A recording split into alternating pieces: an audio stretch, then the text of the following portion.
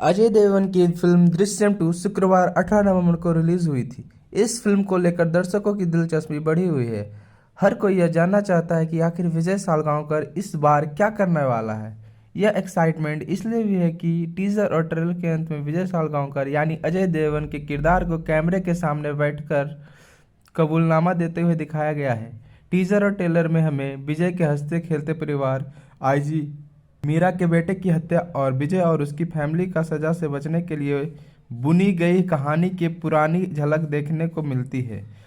साल 2015 में रिलीज हुई इस मलयालम फिल्म के रीमेक में हमने देखा कि विजय के आईजी मीरा के बेटे की लाश को पुलिस स्टेशन के नीचे दफन कर दिया है।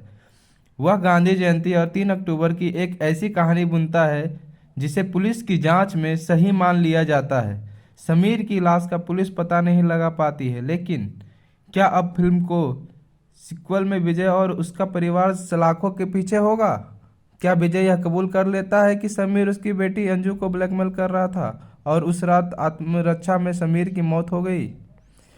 दृश्यम 2 कास्ट मलयालम में बनी दृश्यम में मोहनलाल लीड रोल में थे। हिंदी वर्जन में यही किरदार अजय देवगन निभा रहे हैं। दिलचस्प है कि मलयालम में दृश्यम 2 बीते साल 2021 में रिलीज हो चुकी है। ऐसे में अजय देवगन की फिल्म की कहानी क्या होगी, इसका प्लेटफॉर्म क्या होगा, इसका अंदाज़ा लगाना आसान है। इससे पहले कि हम दृश्यम 2 की कहानी पर आएँ, बता दें कि इस बार फिल्म में तब्बू, अजय देवगन और श्रेया सरन के साथ ही अक्षय खन्ना और रजत कपूर भी प्रमुख भूमिकाओं में हैं। दृश्यम 2 प्लॉट: जिस रात की विजय सालगांवकर पुलिस थाने में समीर की लाश को ठिकाने लगा रहा था, एक शख्स ने उसे देख लिया था। यह शख्स एक अपराधी है जो खुद एक हत्या के आरोप में पुलिस से भाग रहा है। यह अपराधी भी उसी अधूरे पुलिस स्टेशन के पीछे छिपा हुआ था जहां विजय के लाश को छिपाया है। उसने विजय को थाने से निकलते हुए देखा था। इस अपराधी को हालांकि पुलिस ने गिरफ्तार कर लिया है और वह अब हत्या के दोष में जेल में सजा काट रहा है। दृश्यम 2 स्टोरी: दृश्यम 2 की कहानी में 7 साल का लीप लिया जाएगा, यानी कहानी 7 साल बाद विजय और उसकी फैमिली की जिंदगी के साथ आगे बढ़ेगी। विजय, उसकी पत्नी नंदिनी, बेटी अंजू और पूरा परिवार अब भी एक सामान्य जीवन जीने की कोशिश कर रहे हैं। विजय का बिजनेस भी अच्छा चल रहा है। इलाके में उसकी पॉपुलैरिटी भी बढ़ गई है। कुछ लोग जहां विजय को बेहतरीन इंसान मानते हैं, वहीं कुछ दबे हुए सुर में यह भी कहते हैं कि उसने आईजी मीरा के बेटे को मारकर ऐसा गायब किया कि किसी को कोई खबर नहीं लगी। इस बीच विजय अब फिल्म बनाना चाहते हैं। उसके पास एक कहानी है। वह अपनी फिल्म के लिए मेकर्स और स्क्रीन प्ले राइटर्स से मिलते हैं। नंदिनी की सहेली निकली अंडर कवर पुलिस ऑफिसर। दूसरी ओर समीर की हत्या का काला साया अभी भी विजय की बेटी अंजू को परेशान कर रहा है। उसे दौरे पड़ते हैं।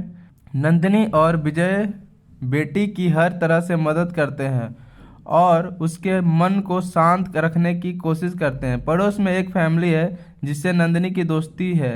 नंदिनी की इस सहेली का पति उसे बहुत पीटता है, परेशान करता है। नंदिनी अच्छी सहेली होने के नाते उसे इससे लड़ने के लिए कहती है। विजय की अपनी चिंताएं व काम और ऐसी चिंताओं के कारण परिवार और पत्नी से थोड़ा दूर रहने लग जाता है। ऐसे में नंदिनी अपनी इसी सहेली के साथ अधिक समय बिताती है। एक दिन अनजाने में नंदिनी समीर की मौत और इससे उसके परिवार की मिलीभगत बारे में सारी सच्चाई अपनी उसी सहेली को कह सुनाती है। कहानी में ट्विस्ट तब आता है जब पता चलता है कि नंदिनी की यह सहेली और उसकी पत्नी असल में अंडरकवर पुलिस अफसर है। पुलिस को पता है कहाँ दफन है समीर की लाश। इन दोनों अंडरकवर अफसरों को शहर में आए नए आईजी ने काम पर लगाया है। इसी बीच वह अपराधी जिससे विजय को 7 साल पहले उस रात थाने से निकालते देखा था, वह भी जेल से छूट जाता है। जेल से बाहर निकलने के बाद वह काम की तलाश में है। वह विजय के बारे में भी लोगों से पूछता है। उसे आश्चर्य होता है कि पुलिस से विजय और उसका परिवार कैसे बच गया। इधर नए आईजी को जैसे ही विजय और उसकी फैमिली का पता चलता है, वह आईजी मीरा को वापस बुलाता है। जेल से बाहर आया वह अपराधी भी पुलिस को बताता है कि उस रात उसने विजय को थाने से निकलते हुए देखा था। जैसे तैसे पुलिस इस नतीजे पर पहुंची है कि हो ना हो समीर की लाश को पुलिस थाने के नीचे ही दफन किया गया है। आईजी मीरा की एंट्री: पुलिस थाने से कंकाल भी मिला। पुलिस की एक टीम अब समीर की लाश के अवशेषों की खोज में जुटती है। पुलिस एक बार फिर विजय की फैमिली के पीछे पड़ जाती है। बेटी अंजू की खराब होती हालत को देख पुलिस के सामने यह कबूल कर लेता है कि वह समीर की हत्या का दोषी है। उसकी शर्त है कि पुलिस उसके परिवार को छोड़ दे।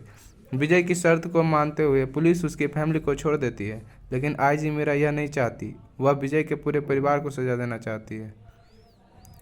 पुलिस के पास सारे सबूत, कंकाल और गवाह।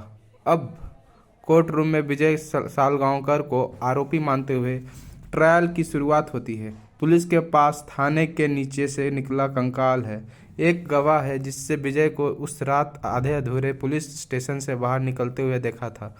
विजय जिस कहानी पर फिल्म बनाना चाह रहा था वह क्राइम थ्रिलर है। फिल्म बनाने के लिए वह जिन मेकर्स से मिला था उन्हें उसकी कहानी समीर की हत्या और उससे मिलती जुलती लगी, इसलिए वह भी अब पुलिस के गवाह बन जाते हैं। कुल मिलाकर विजय के खिलाफ पुलिस के पास पर्याप्त सबूत और गवाह हैं। लेकिन क्लाइमैक्स में है ज़बरदस्त ट्विस्ट। दृश्यम 2 की क्लाइमैक्स 2 की कहानी यह थीम यही है कि हमें और आपको जो दिखाया जा रहा है हम उसी पर भरोसा करने लगते हैं। जैसे अभी तक की कहानी में हम यह मानकर चल रहे हैं कि विजय के खिलाफ पुलिस के सारे सबूत हैं। समीर के लाश अवशेष गवाह है। विजय के पास परिवार को बचाने के लिए जेल जाने का कारण भी है। लेकिन यही असल खेल है, क्योंकि इस कहानी का क्लाइमैक्स ऐसा है जिसकी आपने कल्पना भी नहीं की होगी। क्या विजय जेल जाएगा? क्या आईजी मीरा अपने बेटे की कातिल फैमिली को सज़ा दिलवा पाएगी? यह सब जानने के लिए आपको 18 नवंबर 2022 को इंतज़ार करना होगा, क्योंकि तभी सारा भेद असल मायने में खुलेगा। मादर